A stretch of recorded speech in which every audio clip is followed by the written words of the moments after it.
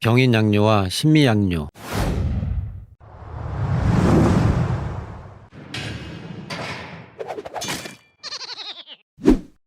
세상의 모든 한국사 기출문제를 풀어보는 취침 한국사에 오신 것을 환영합니다. 여러분의 숙면을 기대하며 오늘의 문제를 살펴보겠습니다.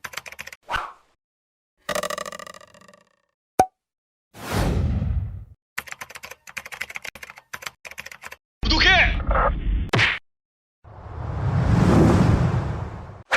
두 차례의 양요에 대한 설명으로 가장 옳은 것은 1번 어제연이 이끄는 조선군은 프랑스군을 상대로 승리를 거두었다. 2번 미국 상선 제너럴 셔먼호는 평양 주민을 약탈하였다. 3번 양원수 부대는 광성보 전투에서 결사항전하였으나 퇴각하였다. 4번 박규수는 화공작전을 펴서 프랑스 군대를 공격하였다. 문제에 제시된 양요는 서양을 뜻하는 양과 시끄러운 일을 나타내는 요가 합쳐진 용어로 서양인들의 침입으로 일어난 소요 또는 난리 등을 일컫는 용어입니다. 따라서 문제에 나타난 두 차례의 양요는 1866년 병인년에 프랑스 함대가 침략해온 병인양요와 1871년 신미년에 미국 함대가 침략해온 신미양요를 말하고 있으며 각각의 보기가 두 양요에 대해서 올바르게 설명한 것인지 묻는 문제입니다. 그럼 각각의 보기를 살펴보겠습니다.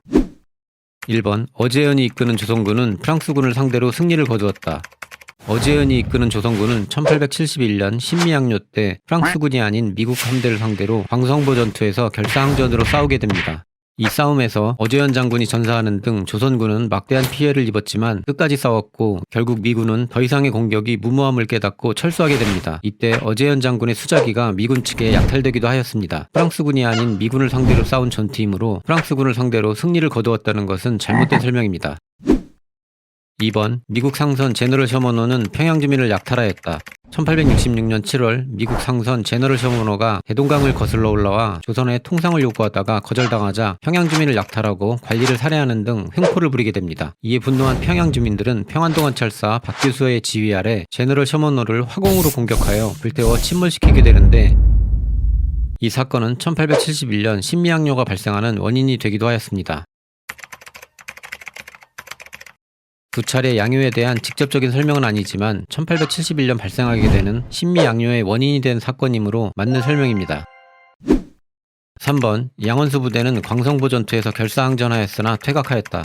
광성보 전투는 신미양요 당시 어제연이 이끄는 조선군이 결사항전하였던 곳입니다. 양원수 부대는 흥선대원군이 1866년 병인박해를 통해 천주교를 탄압하고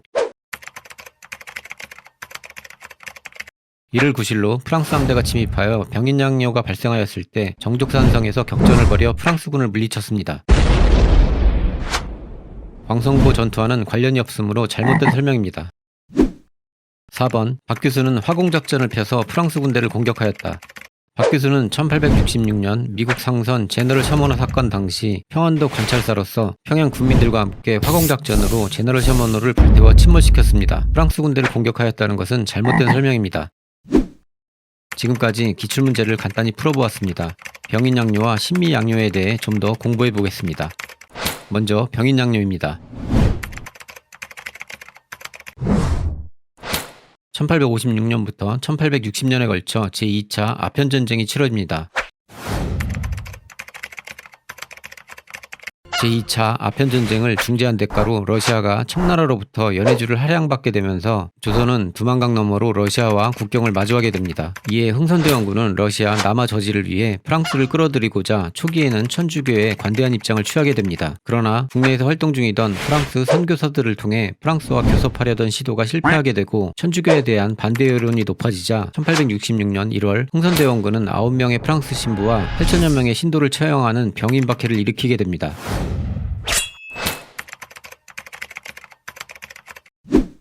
이 병인박해를 구실로 삼아 프랑스 함대가 같은 해인 1866년 가을 강화도를 침략해오는데 이것이 병인양요입니다. 병인박해 때 살아남아서 그해 5월 조선을 탈출한 리델 신부가 중국 텐진에 주둔한 프랑스 함대 사령관 로즈 제독에게 조선에서 일어난 천주교도 학살 사건을 알리게 되었으며 이에 따라 로즈 제독은 9월 군함 3척을 이끌고 인천 앞바다를 거쳐 양화진을 통과하여 서강에까지 이르게 됩니다. 조선군이 경비를 강화하자 프랑스 함대는 백기를 조사한 후 중국으로 돌아갑니다. 다시 10월이 되어 로지 제독은 함대 7척과 1,500여 명의 부대를 이끌고 침략해옵니다. 이때 프랑스군은 강화도를 점령하게 되는데 문수산성에서는 한성군의 부대가, 정족산성에서는 양원소의 부대가 프랑스군에 맞서 싸우게 됩니다. 양원소 부대는 정족산성에 매복하여 프랑스군을 공격하였는데 조선군의 활약으로 프랑스군은 큰 피해를 입고 사기가 떨어지자 강화도에서 철수하게 됩니다. 프랑스군은 철수하면서 강화성 안의 문화재와 외규장각의 서적을 약탈한 뒤 불을 지르고 철분합니다. 병인양요로 조선은 프랑스를 비롯한 외세에 더욱 배타적인 감정을 가지게 됩니다. 다음은 신미양요입니다. 신미양요는 1871년 미국 함대가 1866년에 발생한 제너럴 셔머너 사건을 구실로 삼아 조선을 개항시키기 위해 무력으로 침략해온 사건입니다. 앞서 1866년 7월 미국 상선 제너럴 셔머너가 대동강을 거슬러 평양까지 올라와 통상을 요구하게 됩니다. 조선은 통상을 거부하고 물러갈 것을 요구하였으나 제너럴 셔머너는 평양 주민을 약탈하고 조선의 관리를 잡아가는 등 횡포를 부리게 됩니다. 이에 분노한 평양 주민들은 평양감사 박규수의 지휘 아래 화공으로 공격하여 제너럴 셔머너를 불태워 침몰시켰으며 선원들은 모두 죽게 됩니다. 이후 제너럴 셔머너 사건을 파악한 미국은 아시아 함대 사령관 로저스 제독과 기함인 콜로라도 호를 비롯한 5척의 군함을 파견하여 강화도를 침략합니다. 미국 함대는 먼저 초지진에 상륙하여 점거하고 이어서 덕진진을 점령하였으며 이후 광성보를 공격하게 되는데 광성보에는 어제현 장군이 이끄는 조선군이 배치되어 있었고 미군과 격렬하게 전투를 벌였으나 대부분 전사하게 됩니다. 미군은 광성보를 점령하고 어제현 장군의 수자기를 약탈하였으며 승리를 자축하였으나 조선과의 통상을 기대하기 어려워지자 결국 퇴각하게 됩니다. 이렇게 신미양요는 강력한 미국 함대에 맞서 큰 희생을 치루었으나 끝내는 굴복하지 않게 되었고 흥선대원군이 전국에 척화비를 세우며 더욱 강력한 쇄국 의지를 다지는 계기가 됩니다.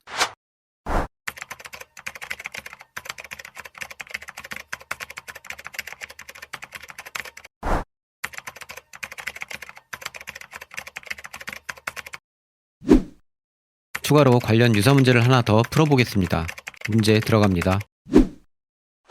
다음 기사와 관련된 탐구활동으로 적절한 것은 외규장각 도서 145년 만에 고국에 돌아오다. 정순왕후 가래도감 의궤를 포함한 외규장각 의궤 297책 전체가 돌아왔다. 이 땅을 떠난 지 145년 만에 귀환이다. 우리나라의 외규장각 도서가 프랑스로 가게 된 배경은 다음과 같다. 1번 신미양요의 전개 양상을 파악한다. 2번 오페르트 도굴 사건의 영향을 알아본다. 3번 양원수의 정족산성 전투 활약상을 조사한다. 4번 제너럴 셔머너 사건의 전개 과정을 살펴본다.